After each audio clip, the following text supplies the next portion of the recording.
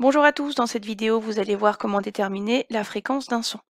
Donc ici vous avez l'enregistrement d'une note jouée par le piano et on voudrait trouver la fréquence de cette note. On voit ici que l'échelle utilisée par le logiciel pour étudier ce son n'est pas très adaptée puisqu'on ne voit pas grand chose de l'enregistrement.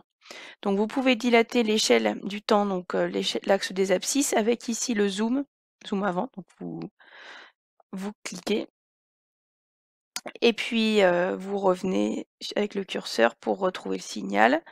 On peut encore dilater encore, voilà.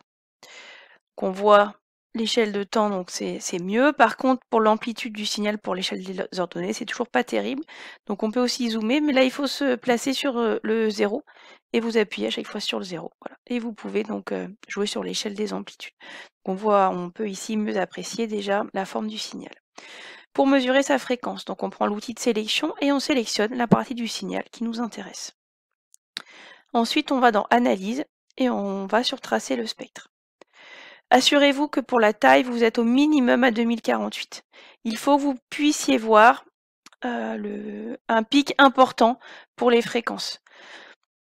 Parce que par exemple, si je me mets sur 128, voilà, en taille, on ne voit pas du tout le pic qui correspond à la fréquence de la note jouée par l'instrument. Donc au moins 2048, voire 4096 si c'est plus précis. Et vous déplacez votre curseur pour vous mettre sur le pic le plus important. Et vous lisez en dessous la valeur de la fréquence du pic le plus important. Donc on va regarder nous ce qu'il y a pour crête, ça veut dire la fréquence qui a le pic le plus haut, et on est ici pour crête à 879 Hz.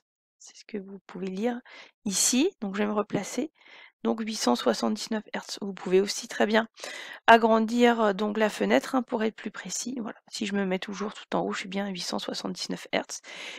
Et ça vous donne la note la fréquence de la note qui va être jouée par le piano. Donc ici, la fréquence c'était 879 Hz.